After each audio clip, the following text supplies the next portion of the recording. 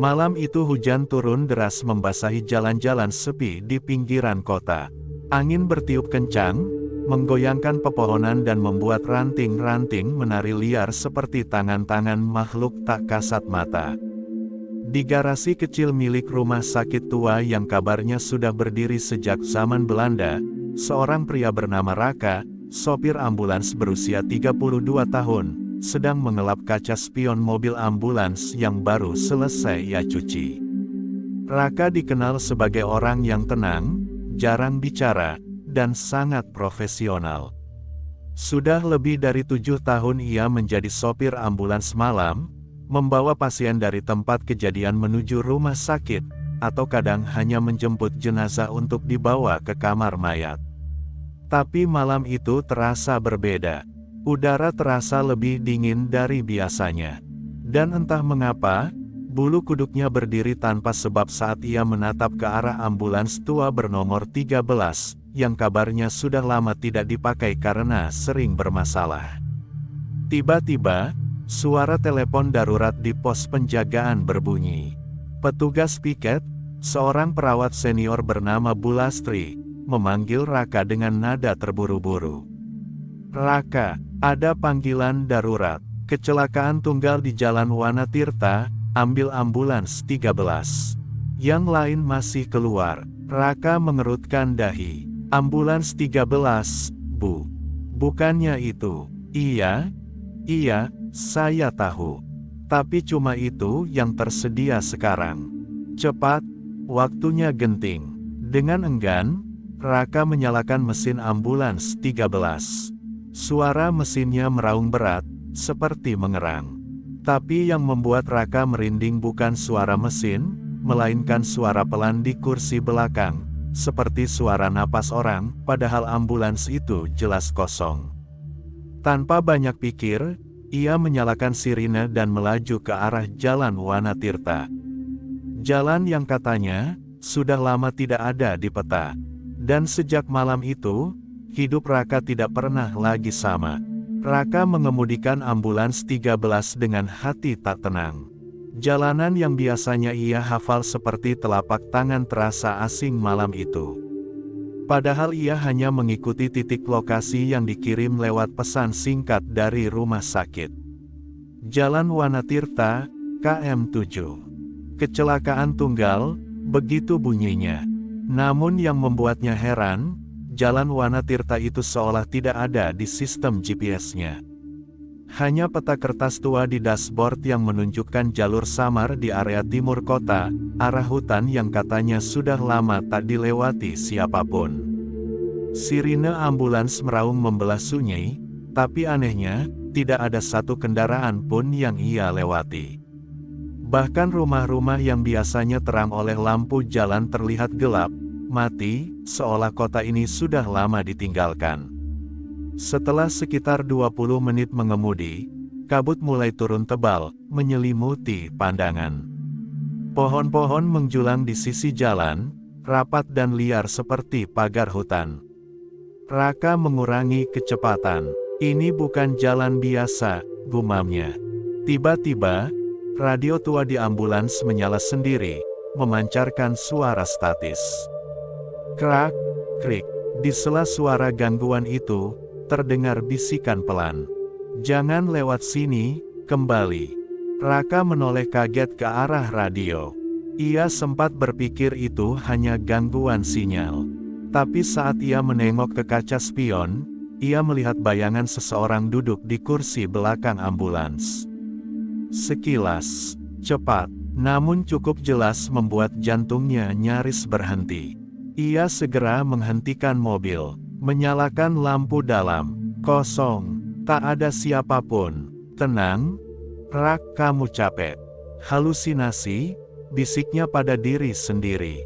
Namun sebelum ia bisa menyalakan mesin kembali, sirine ambulans menyala sendiri, nyaring dan mendadak. Bersamaan dengan itu, lampu depan ambulans menerangi sosok berdiri di tengah jalan, seorang perempuan bergaun putih, tubuhnya tertunduk, rambut panjangnya menutupi wajah. Kakinya telanjang dan kotor, seperti baru keluar dari tanah. Raka segera keluar dari mobil dan menghampirinya. "Bu, Anda korban kecelakaan. Saya dari rumah sakit." Perempuan itu tak menjawab. Tubuhnya gemetar. "Bu." Pelan-pelan, sosok itu mengangkat wajahnya. Matanya kosong. Darah menetes dari sudut bibirnya. Dan tiba-tiba, tangannya yang dingin mencengkeram pergelangan Raka dengan kekuatan tak manusiawi. "Kau sudah terlalu jauh. Jalan Wanatirta tidak menerima orang hidup." Seketika itu juga, Raka terlempar ke belakang, menghantam pintu ambulans. Tubuhnya gemetar, napas memburu. Perempuan itu menghilang begitu saja, lenyap di telan kabut. Saat Raka menoleh ke jalan yang tadi ia lewati berubah bentuk. Aspalnya hancur, ditumbuhi akar-akar besar. Pohon-pohon menjulang membentuk terowongan gelap. Ia mencoba memutar balik, namun jalan di belakangnya juga sudah tertutup. Raka terjebak di jalan yang tak lagi milik dunia ini. Raka duduk terpaku di dalam ambulans. Tangannya gemetar saat mencoba menyalakan mesin, namun kunci kontak hanya berputar sia-sia. Ambulans 13 tak mau menyala. Suara alarm daruratnya pun sudah berhenti, digantikan oleh kesunyian mencekam yang terasa tidak wajar, terlalu hening, seolah dunia berhenti bernapas. Ia meraih ponsel di saku, mencoba menghubungi Bu Lastri. Tak ada sinyal. Bahkan layar menunjukkan jam yang terus berputar, bukan menunjukkan waktu, melainkan angka-angka acak. Pukul 0, pukul 3.47 sampai pukul 13.66 banding 66 pukul 0. Dan kemudian, mati total. Tiba-tiba, dari kaca belakang ambulans muncul bayangan samar. Seseorang berdiri di luar, wajahnya tidak jelas, tapi ia memakai seragam rumah sakit, seperti perawat. Sosok itu melambai ke arah Raka, pelan, lalu menunjuk ke pintu belakang ambulans. Raka, meskipun diliputi ketakutan, terdorong rasa penasaran. Ia keluar dan membuka pintu belakang ambulans. Kosong, namun di atas brangkar, tiba-tiba muncul sebuah kantung jenazah. Padahal tadi jelas-jelas tidak ada apapun. Pelan-pelan, kantung itu bergerak sendiri dari dalam. Seperti ada yang hidup di dalamnya. "Tolong, keluarkan aku masih hidup." Suara itu serak, lirih, dan penuh penderitaan. Raka panik. Ia membuka resleting kantung jenazah itu. Yang ia lihat membuatnya hampir muntah. Di dalamnya seorang laki-laki berlumur darah, wajahnya rusak seperti habis terbakar. Namun matanya hidup, menatap Raka dengan penuh ketakutan. "Kita terjebak di tempat ini, kita bukan yang pertama. Mereka akan datang, menjemput tubuh kita, bukan nyawa kita." "Mereka?" tanya Raka tergagap. "Makhluk-makhluk itu, penjaga jalan ini, mereka tidak suka manusia yang menyeberang." Belum sempat Raka bertanya lebih jauh, dari dalam hutan terdengar suara langkah kaki, bukan satu, tapi banyak. Berat, tidak beraturan, seperti sesuatu yang diseret. Raka buru-buru menarik laki-laki itu keluar dari ambulans. Tapi saat tubuh itu sepenuhnya terangkat, ia mulai membusuk di hadapan mata Raka. Dagingnya meluruh, matanya mencair. "Kau terlambat, mereka sudah mencium baumu." Lalu tubuh itu hancur menjadi debu, hanya menyisakan kantung jenazah kosong. Dari balik kabut, muncul sosok-sosok tinggi berkulit hitam legam, bermata putih kosong. Wajah mereka tidak memiliki hidung dan mulut, hanya lubang hitam menganga di dada. Makhluk-makhluk itu mendekat, perlahan, membawa tali-tali pembungkus mayat.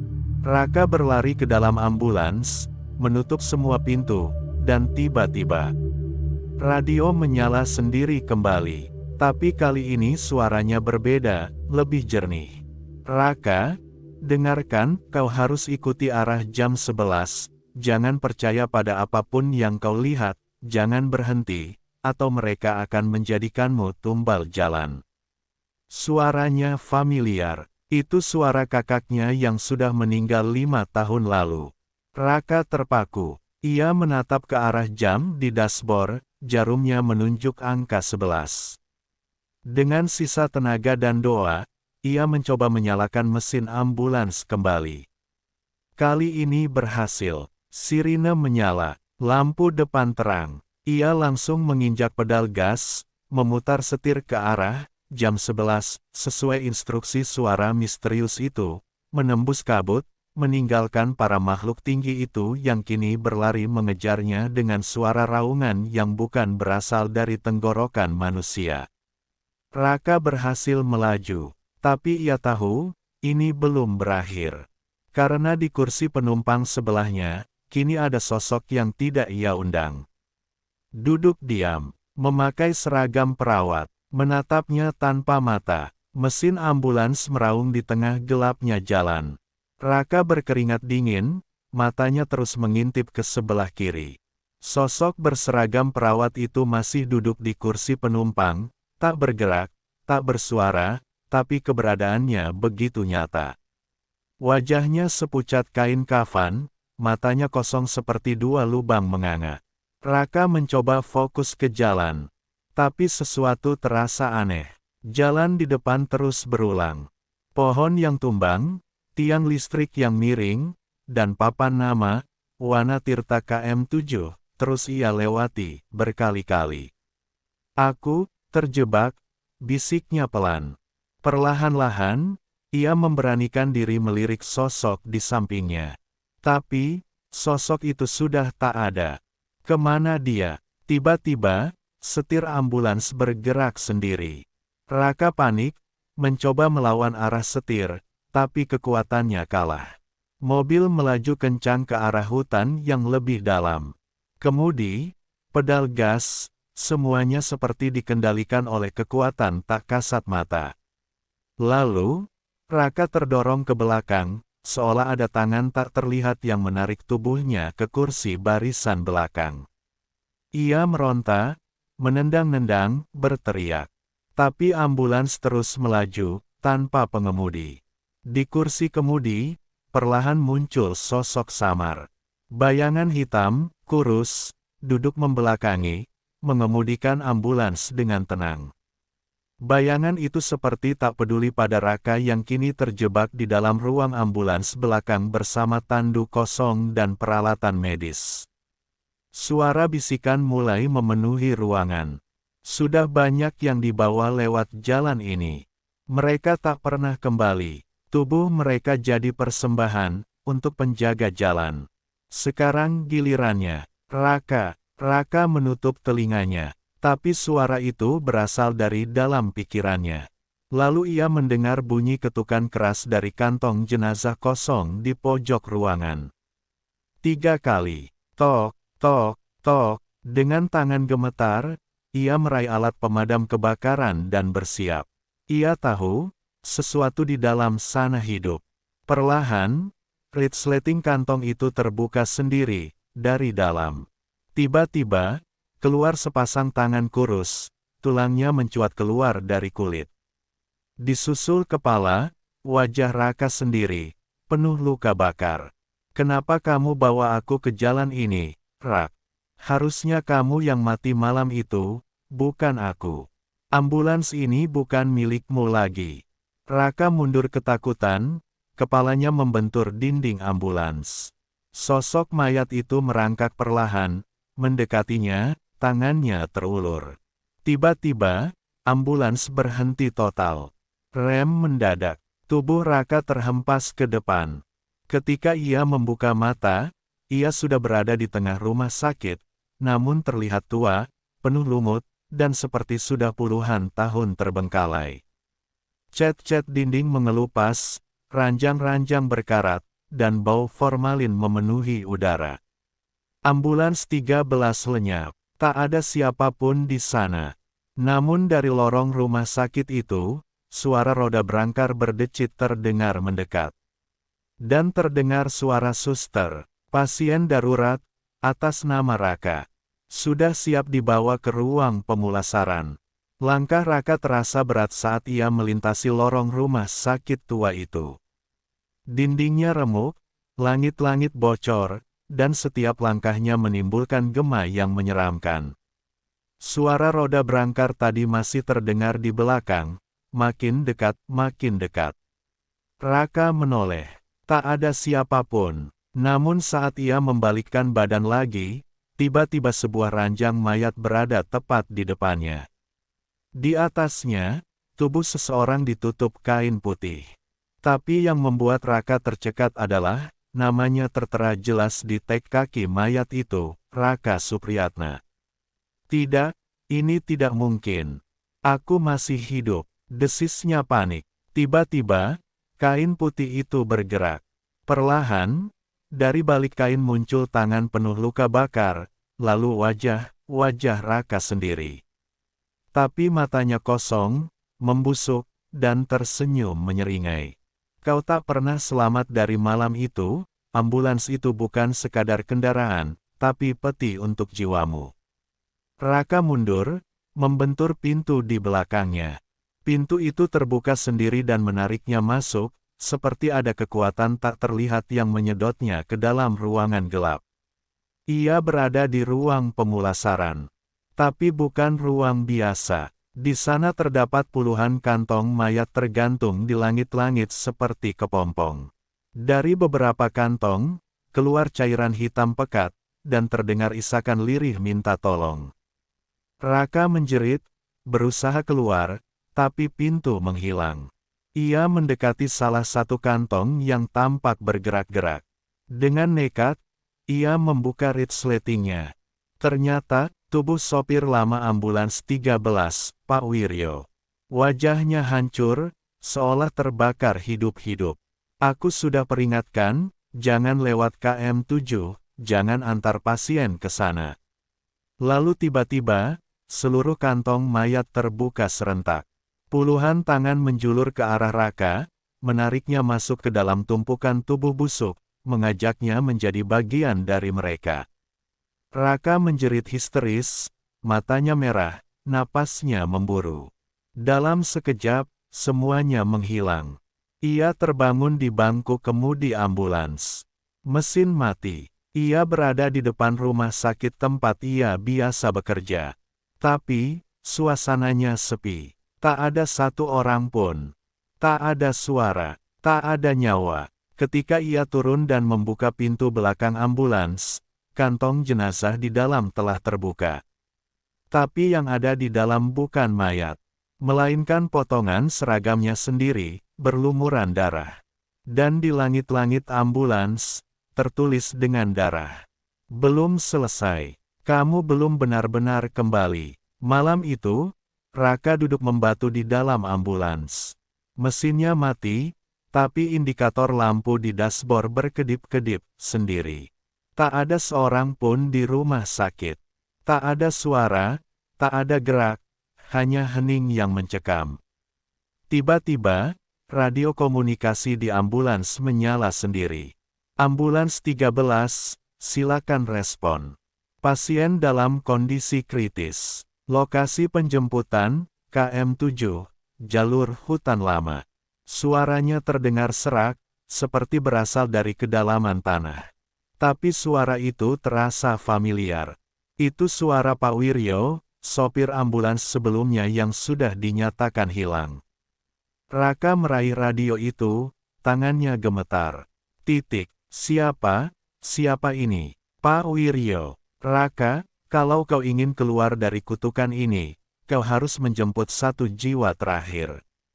Atau kau akan jadi sopir selamanya. Seperti aku. Suara itu disusul tawa lirih, tapi bukan tawa manusia. Tiba-tiba sirene ambulans menyala sendiri, meraung di tengah sunyi, lalu mesin menyala tanpa kunci kontak. Raka terkunci di dalam. Sabuk pengaman melilit sendiri ke tubuhnya, mengikat dengan kuat. Mobil mulai bergerak. Ambulans itu kembali mengarah ke jalan terlarang di KM7. Sepanjang jalan, kabut tebal turun. Dari kejauhan, muncul sosok anak kecil berdiri di tengah jalan. Raka menekan rem, tapi remblong. Ambulans menabrak sosok itu, tapi tak terasa benturan. Ketika ia menengok ke kursi penumpang sebelah, anak kecil tadi sudah duduk di sana, menatapnya dengan mata hitam legam, tanpa bola mata. "Aku, yang harus dijemput," katanya lirih. Wajah anak itu mulai membusuk perlahan. Kulitnya mengelupas, darah menetes dari mulutnya. Ambulans terus melaju, dan pemandangan di luar jendela berubah, bukan lagi hutan, tapi barisan rumah sakit tua terbakar, orang-orang berteriak, dan sosok-sosok setengah terbakar mengejar ambulans dari belakang. Tiba-tiba, Raka melihat dirinya sendiri duduk di atas tandu di belakang ambulans. Ia hidup, tapi wajahnya seperti orang yang tak sadar. Matanya kosong. Raka berteriak, "Aku masih hidup." Tapi sosok di tandu itu hanya tersenyum, lalu berkata, "Bukan kamu yang menyetir malam ini." Lalu, tubuh Raka yang sedang memegang setir, terlihat tak punya bayangan di kaca spion. Dia mulai sadar, jiwanya sudah dicuri. Dan kini, dia hanyalah pengantar terakhir, untuk penumpang dunia bawah. Raka menatap kaca spion yang retak, di mana tidak ada bayangannya sama sekali. Tubuhnya masih memegang setir, tapi ia merasa seperti mengambang, tak lagi memiliki kendali. Ambulans terus melaju tanpa arah yang jelas, masuk ke lorong-lorong gelap yang tidak pernah ia lewati sebelumnya. Di luar, pepohonan menjerit. Ya, bukan suara angin, tapi benar-benar jeritan. Seolah mereka saksi bisu ribuan nyawa yang pernah dijemput lewat rute ini dan tak pernah kembali. Di bangku belakang, anak kecil tadi kini berdiri, tubuhnya perlahan berubah menjadi hitam seperti arang. Lalu, dari tubuhnya keluar tangan-tangan lain, kecil dan kurus, seperti anak-anak lain yang tertinggal di antara dunia. "Kami semua korban, dijemput, dibawa, lalu dibuang ke tempat ini." Raka menoleh cepat. "Apa maksudmu? Tempat ini? Ini apa?" Anak itu menatapnya lekat-lekat. Matanya kini merah membara. "Ambulans ini bukan untuk menyelamatkan, tapi untuk menyetor. Sekali kau menjemput di KM7, kau bukan lagi manusia. Kau menjadi jembatan." Tiba-tiba jalan di depan berubah drastis. Aspal retak terbuka, memperlihatkan jurang tak berujung dengan gerakan pusaran darah pekat. Tapi ambulans tidak melambat, justru mempercepat lajunya. Raka menginjak rem sekuat tenaga. Tapi pedal itu sudah membatu. Ia mencoba membuka pintu, terkunci rapat. Kaca jendela retak dan dari sela retakan itu muncul mata-mata kecil yang mengintip, seolah ribuan arwah ikut menonton kejatuhannya. "Kau harus memilih," bisik suara Pak Wiryo dari radio, "menjadi sopir selamanya, atau menggantikan satu jiwa. Tinggal satu yang harus kau buang, Raka. Anak itu, buang dia, dan kau bisa pulang." Raka menatap ke kaca belakang. Anak itu kini duduk diam, menatap Raka, dengan penuh harap. Tangannya menggapai pelan. "Jangan buang aku. Aku juga dipaksa masuk ambulans ini dulu, aku bukan tumbal." Detik berikutnya, ambulans menukik ke arah jurang. Raka hanya punya 1 detik untuk memutuskan. Buang anak itu, atau ikut jatuh bersamanya ke neraka jalanan ini. Dan ia memilih. Ambulans itu nyaris terjun ke jurang berdarah. Tapi di detik terakhir, Raka menutup mata dan menarik tubuh si anak kecil ke pelukannya. "Kalau memang aku harus jatuh, biarlah jatuh bersama dia. Aku bukan pembunuh," teriaknya.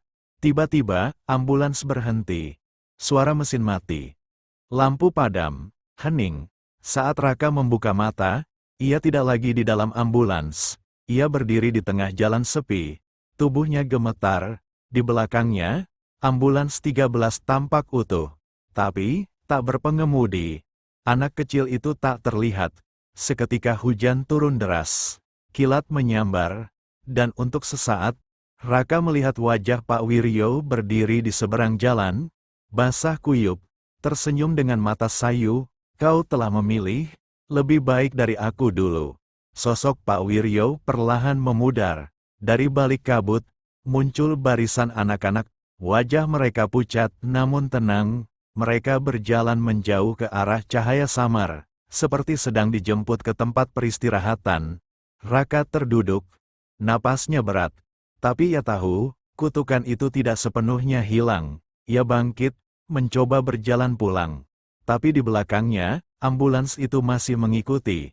Meski tak ada sopir, ambulans itu kini miliknya. Di rumah sakit, Raka kembali bekerja. Ia masih menjadi sopir ambulans.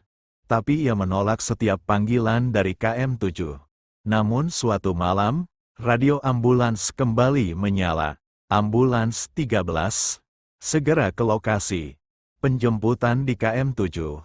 Pasien mengalami luka berat akibat kecelakaan misterius. Raka menatap radio itu.